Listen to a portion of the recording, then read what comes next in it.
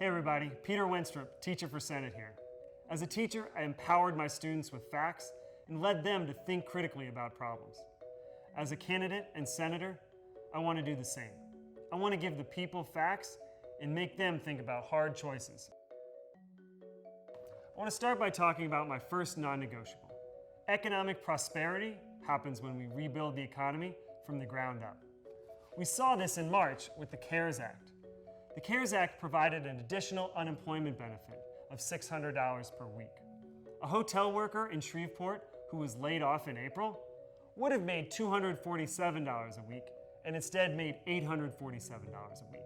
If you stretch that across a whole year, we're talking about $44,000 instead of $12,800, a poverty wage. In total, over 127 million people received over $200 billion in benefits.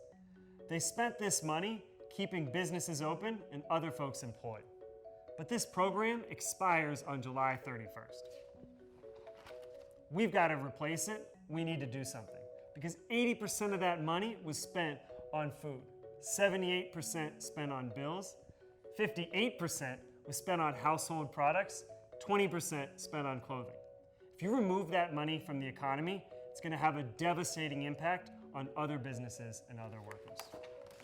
So the time is now to tell Congress we need real solutions. Option one, we could continue the benefits as they are. People should not lose their home or not have food on the table because they lost their job due to coronavirus. However, some people think it's not fair that you could make more on unemployment than working as an essential worker, putting your life at risk every day. Also, some people might not be able to go back and pick up extra work for fear of losing their benefits. One way around that is option two. We could have a stimulus of $2,000 a month for anybody who's making less than $100,000 per year. This way, that laid-off restaurant worker could go back and pick up a couple shifts without losing their benefits. Micro businesses and independent contractors could be included in a way that didn't happen with PPP and the original unemployment benefits. Finally, we could do a federal jobs program.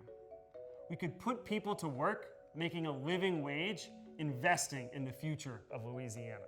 We could expand rural broadband access on already approved businesses and homes, 188,000 in total.